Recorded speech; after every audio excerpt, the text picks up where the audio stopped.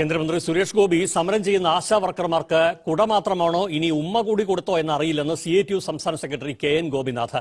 കൊച്ചിയിൽ CITU സംഘടിപ്പിച്ച ASHA വർക്കർമാരുടെ BSNL office മാർച്ചിലായിരുന്നു അധിക്ഷേപകരമായ പരാമർശം. ജോലിയാക്കണമെന്നുള്ള നിർദ്ദേശം കൊണ്ടുവന്നിരിക്കുന്നത് ഞങ്ങളല്ല, BJP ഗവൺമെന്റാ. അവരാണ് ഇവിടെ സമരത്തിൽ വരുന്നത്. സമര നായകൻ സുരേഷ് ഗോപി എത്തുന്നു സമരകേന്ദ്രത്തിൽ. എല്ലാവർക്കും കൊട കൊടുക്കുന്നു. കൊട കൊടുക്കുകയാണെങ്കിൽ ഇനി ഉമ്മയും കൂടി കൊടുത്തോന്ന് അറിയാൻ പാടില്ല. നേരത്തെ അങ്ങനെ കൊടുക്കുന്ന പതിവുണ്ടായിരുന്നു. ആരോ 1-2 പേര് പരാതിപ്പെട്ടോടുകൂടി ഉമ്മ കൊടുക്കൽ നിർത്തിയെന്നോളൂ. ഇപ്പൊ കൊട കൊടുക്കുക കേന്ദ്രമന്ത്രി. കൊട കൊടുക്കുന്നതിന് പകരം ഈ ഓണറിയത്തിന്റെ കാര്യത്തിൽ പാർലമെന്റിൽ പറഞ്ഞ് എന്തെങ്കിലും നേടിക്കൊടുക്കണ്ടേ?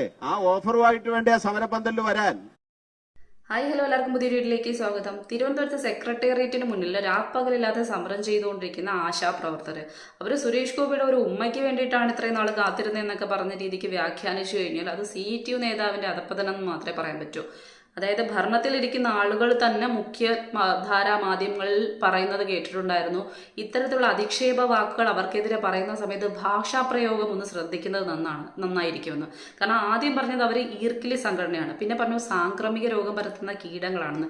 ശരിയാണ്, അവരില്ലെന്നുണ്ടെങ്കിൽ ഈ നാട്ടിൽ സാംക്രമിക രോഗം പടർന്ന് എന്നേ നശിച്ചു പോയനെ.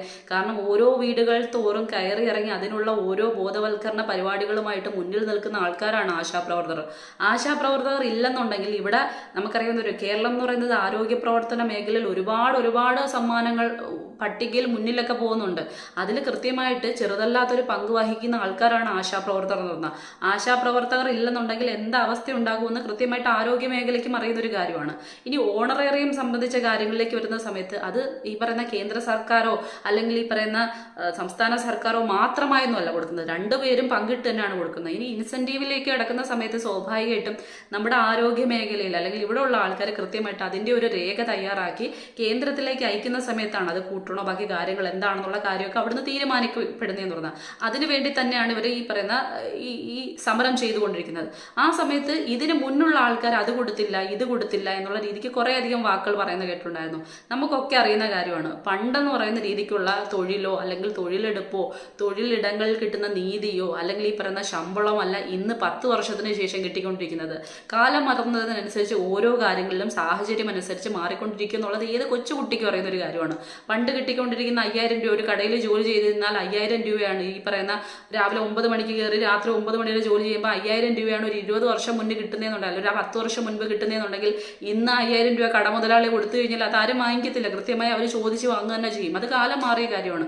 അതുപോലെ തന്നെ 24 മണിക്കൂറും സന്നദ്ധരായിട്ട് നിൽക്കുന്ന ആരോഗ്യ മേഖലയിലെ ആൾക്കാർ തന്നെയാണ് ഈ പറയുന്ന ആശാപ്രവർത്തകർ എന്ന് പറയുന്നത്. അവർ ഗർഭിണികളുടെ കാര്യങ്ങൾ നോക്കുന്നു, കുട്ടികളുടെ കാര്യങ്ങൾ നോക്കുന്നു, വയസ്സായിട്ടുള്ള ആൾക്കാരുടെ കാര്യങ്ങളായാലും ഈ സർവേ പോലുള്ള കാര്യങ്ങളായാലും ഏറ്റവും പ്രധാനപ്പെട്ട പങ്ക് വഹിക്കുന്നു. ശുചീകരണ പ്രവർത്തനങ്ങൾ, ക്ഷയരോഗങ്ങളുമായി ബന്ധപ്പെട്ട് അങ്ങനെ എന്തൊക്കെ മേഖലകളുണ്ടോ ആരോഗ്യവുമായി ബന്ധപ്പെട്ട് അതെല്ലാം ഓരോ വില്ലേജുകളിലും ഓരോ ആശാപ്രവർത്തകർ വെച്ച് കൃത്യമായി അവരുടെ കാര്യങ്ങൾ നിർവഹിക്കുന്നത് കണക്കെടുപ്പ് ാക്കുന്നത് കൊണ്ട് തന്നെയാണ് ഇവിടെ കൃത്യമായ ഒരു റിപ്പോർട്ടിംഗ് സിസ്റ്റം ഒക്കെ ഉണ്ടാവുന്നതെന്ന് പറയുന്നത്. ഇവരും അതിൽ കൃത്യമായിട്ട് പങ്കുവഹിക്കുന്ന ആൾക്കാരാണ്. അപ്പം അവർ ഈ ജോലി ചെയ്യുന്ന സമയത്ത് അവരുടെ കുടുംബവും പുലർന്നു പോകേണ്ട കാര്യങ്ങളുണ്ട്. അതുമായി ബന്ധപ്പെട്ട് അവർക്കും ഈ പറയുന്ന അവകാശങ്ങളും എല്ലാ കാര്യങ്ങളും ഉണ്ട്. CITUവിന്റെ ലക്ഷ്യങ്ങളായിട്ട് എടുത്ത് നോക്കുന്ന സമയത്ത് കൃത്യമായിട്ട് അതിൽ കാണാൻ പറ്റുന്ന കാര്യം എന്ന് പറഞ്ഞാൽ തൊഴിലാളികൾക്ക് വേണ്ടിയിട്ട് സാമൂഹികവും സാമ്പത്തികവുമായിട്ടുള്ള ഉന്നമനത്തിന് അല്ലെങ്കിൽ ബാക്കി കാര്യങ്ങൾക്ക് ക്ഷേമങ്ങൾക്ക് വേണ്ടിയിട്ട് പ്രവർത്തിക്കുക എന്നൊരു ലക്ഷ്യം CITUവിൽ കാണുന്നു. അത് ഈ ആശാവർക്കർ മുന്നോട്ട് വരുന്ന സമയത്ത് മാത്രം അല്ലെങ്കിൽ ഇവരുടെ സമരത്തെ മാത്രം അട്ടിമറിക്കുന്ന വേണ്ടിയിട്ട് മാത്രം പറയുകയാണ് ഇത് രാഷ്ട്രീയ പ്രേരിതമായിട്ട് നടക്കുന്നതാണെന്ന്. അവരുടെ കുടുംബത്തിൽ ഈ പറയുന്ന ചോറ് അല്ലെങ്കിൽ അത് തിന്നാൻ വേണ്ടിയിട്ട് ആഹാരം വാങ്ങിക്കാൻ വേണ്ടിയിട്ട് അവർ ചെയ്യുന്ന അവരുടെ കുഞ്ഞുങ്ങളുടെ പഠിത്തവും ബാക്കി കാര്യങ്ങൾക്ക് വേണ്ടിയിട്ട് അവർക്ക് ഈ പറയുന്ന ശമ്പളം കൂടുതൽ വേണം അല്ലെങ്കിൽ ഇങ്ങനെയുള്ള കാര്യങ്ങൾ പറയുന്ന സമയത്ത് അവർക്ക് ആനുകൂല്യങ്ങൾ കൂടുതൽ വേണം എന്ന് പറയുന്ന സമയത്ത് അതിനൊരു തെറ്റായി കാണേണ്ട കാര്യങ്ങളൊന്നുമില്ല. അത് ഈ പറയുന്ന സംസ്ഥാന സർക്കാരും കേന്ദ്ര സർക്കാരും ഒന്നിച്ച് നിന്ന് ഒത്തൊരുമയോടുകൂടി മുന്നോട്ട് പോയാൽ തീരുന്നൊരു പ്രശ്നമുള്ളൂ. ഇവിടെ ഏതൊരു പ്രശ്നം വന്നു കഴിഞ്ഞാലും അതിനെ മുതലെടുക്കാൻ വേണ്ടി എല്ലാ രാഷ്ട്രീയ പാർട്ടികളും കൃത്യമായി നോക്കുന്നുണ്ട്. ഇനി അത് സുരേഷ് ഗോപി വരുന്ന സമയത്ത് ഇതൊരു രാഷ്ട്രീയ പ്രേരിതമായിട്ടുള്ള മുതലെടുക്കലാണെന്നും ഇന്ന് ഈ പറയുന്ന നേതാവ് പറയുന്നത് കിട്ടും. അങ്ങനെയാണെന്നുണ്ടെങ്കിൽ ഇതിന് മുന്നേ അദ്ദേഹം പറഞ്ഞൊരു കേസ്, ആ കേസിന്റെ സമയത്ത് കൃത്യമായി മുതലെടുപ്പ് നടത്തിയിട്ടുള്ളതും രാഷ്ട്രീയ പാർട്ടികൾ തന്നെയാണ്. അപ്പം അത് പറഞ്ഞിട്ട് കാര്യമില്ല. എല്ലാ കാര്യങ്ങളിലും മുതലെടുപ്പ്, നിങ്ങൾ എല്ലാവരും ഈ മുതലെടുപ്പ് മാത്രം നടത്തിക്കൊണ്ടിരിക്കുകയാണ്. അതിലപ്പുറത്തേക്ക് ഒരു പ്രശ്നം നേരിടുന്ന സമയത്ത് അത് സാധാരണക്കാർക്ക് വേണ്ടി നിങ്ങൾ എല്ലാ പാർട്ടിക്കാരെയും എപ്പോഴാണ് ഈ ഒന്നിച്ചു നിൽക്കുന്നതെന്ന് മാത്രം മനസ്സിലാവാത്ത ഒരു കാര്യമാണ്. അങ്ങനെ നിൽക്കാൻ നിങ്ങൾക്കൊന്നും കഴിയാത്തത് എന്തുകൊണ്ട്? പിന്നെ എങ്ങനെയാണ് നിങ്ങളൊക്കെ രാഷ്ട്രീയ നേതാക്കളും അല്ലെങ്കിൽ സാമൂഹ്യ പ്രവർത്തകരുമായി മാറുന്നതെന്നുള്ളത് വലിയൊരു ക്വസ്റ്റ്യാണ്. കാരണം നിങ്ങളുടെ മാത്രം ഉന്നമനത്തിന് വേണ്ടിയിട്ടാണ് നിങ്ങൾ രാഷ്ട്രീയ നേതാക്കളായെന്നാണ് അതിനർത്ഥം എന്ന് പറയുന്നത്. അതല്ലെന്നുണ്ടെങ്കിൽ നിങ്ങൾക്കൊക്കെ ഒത്തൊരുമിച്ച് നിന്ന് കഴിഞ്ഞാൽ സാധാരണ ജനങ്ങൾക്ക് വേണ്ടി നിൽക്കുന്ന ഒരു കാര്യമാണ്. ഇവിടെ പറഞ്ഞിട്ടുള്ള ഒരു കാര്യമാണ്, വേറെ ആൾക്കാർക്ക് ശമ്പളം, PSC ചെയർമാനോ ബാക്കി ആൾക്കാർക്കോ ശമ്പളം കൂട്ടുന്നതല്ല ഇവിടുത്തെ പ്രശ്നം എന്ന് പറയുന്നത്. ഇവിടെ അത്രയധികം ബാധ്യതയുണ്ട്. ഇവിടെ ശമ്പളമോ അല്ലെങ്കിൽ ബാക്കി കാര്യങ്ങളോ കൊടുക്കാനായിട്ട് ഭയങ്കര പ്രശ്നത്തിലായി ഇരിക്കുന്ന സമയത്ത് പോലും KSRTC തൊഴിലാളികൾക്ക് ശമ്പളമില്ല, അല്ലെങ്കിൽ ഈ പറയുന്ന ആനുകൂല്യങ്ങളൊന്നും നടപ്പിലാക്കാൻ പറ്റുന്നില്ല, പെൻഷൻ കൊടുക്കാൻ പറ്റുന്നില്ല.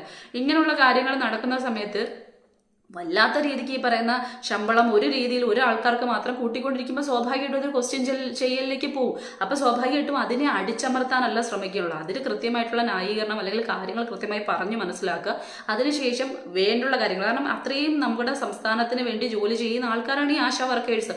ബാക്കി എല്ലായിടത്തും ഇതുപോലെയാണ്. കർണാടകയിലൊക്കെ അത്യാവശ്യം നല്ല രീതിക്ക് തന്നെയാണ് ഓണറേറിയം ബാക്കി കാര്യങ്ങളൊക്കെ കൊടുക്കുന്നതെന്ന് പറയുന്നത്. അപ്പം അത് നടപ്പിലാക്കി കൊടുക്കുക, അവരുടെ അവകാശങ്ങളെ കൃത്യമായി അവരോടൊപ്പം നിന്ന് അത് പ്രവർത്തിക്കുകയാണ് ഇത് ചെയ്യാനുള്ളത്. ഇത് അടിച്ചമർത്താൻ വേണ്ടി മാത്രം ശ്രമിച്ചുകൊണ്ട് സ്ത്രീകളെ മൊത്തം അടക്കം ആക്ഷേപിക്കുകയാണ്. ഈ പറയുന്ന സ്ത്രീകളെല്ലാം നേതാക്കൾ വരുന്ന സമയത്ത് അവരുടെ ഉമ്മയും കാത്തുകൊണ്ട് നിൽക്കുന്ന ആൾക്കാരൊന്നുമല്ല, അല്ലെങ്കിൽ എന്തെങ്കിലും കൊടുക്കുന്ന സമയത്ത് അത് വാങ്ങിക്കാൻ വേണ്ടി നിൽക്കുന്ന ആൾക്കാരല്ല. അവർക്കും സ്വാഭാവികമായിട്ടും അവരും താഴെത്തട്ടിൽ നിൽക്കുന്ന ആൾക്കാരാണ്. അത് മുകളിലേക്ക് അല്ലെങ്കിൽ കേന്ദ്ര സർക്കാരിലേക്ക് മറ്റും എത്തണമെങ്കിൽ അവർക്കും കൃത്യമായി ആരുടെയെങ്കിലുമൊക്കെ പിന്തുണ വേണം. അത് ആര് ചെന്നാലും, ഇനിയിപ്പം കമ്മ്യൂണിസ്റ്റ് പാർട്ടി ചെന്നാലും, ഈ കോൺഗ്രസ് പാർട്ടി ചെന്നാലും, BJP പാർട്ടി ചെന്നാലും, ഏത് പാർട്ടിക്കാർ ചെന്ന് കഴിഞ്ഞാലും, ഏത് നേതാക്കൾ ചെന്ന് കഴിഞ്ഞാലും അവർ രണ്ട് എഴുന്നേറ്റ് സ്വീകരിക്കും. അതിലപ്പുറത്തേക്ക് തരം താഴ്ത്തിക്കൊണ്ട് അവർ ഉമ്മ വാങ്ങിക്കാൻ നിൽക്കുന്നതെന്നൊക്കെ പറയുന്ന സമയത്ത് സ്വാഭാവികമായിട്ടും നീ പറയുന്ന വ്യക്തിയുടെ അല്ലെങ്കിൽ ആ ഒരു പാർട്ടിയുടെ അഭിമാനമാണ് അവിടെ താഴേക്ക് പോകുന്നതെന്ന് പറയുന്നത്. അത് സാധാരണ ആൾക്കാർ കേൾക്കുന്ന സമയത്ത് അതിനെക്കുറിച്ച് അത്തരത്തിലാണ് ചിന്തിക്കുകയും വിലയിരുത്തുകയും ചെയ്യുന്നതെന്ന് പറയുന്നത്. ഈ ഭാഷയല്ല പ്രയോഗിക്കേണ്ടത്.